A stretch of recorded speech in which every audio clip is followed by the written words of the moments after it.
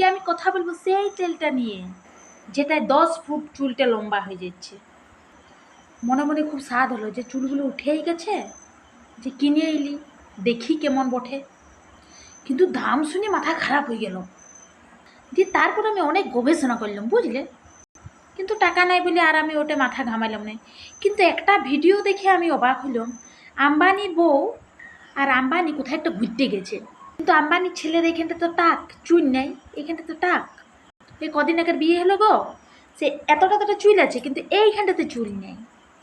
ওই ভিডিওটা দেখার পর আমার মনের ভিতরে কোশ্চেন এলো যে আম্বানি তো টাকার অভাব নাই, তাইলে আম্বানির ছেলে ওই নামি দামি তেলটা কেনে ব্যবহার করেনি? এটা তো একটা লজিক। ও তো আরামসে ওই তেলটা কিনে লাগাতে পারত, কিন্তু ও কেনে এত কোটিপতি হয়ে মাথায় টাকা নিয়ে ঘুরে বেড়াচ্ছে? না, আমি নেবো নাই, আমার খেলে গেলো মাথায় বুদ্ধিটা।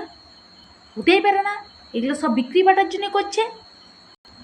দেখছো কত বুদ্ধিমান আমি, আমাকে তোমরা লা পাইছো তোমরা।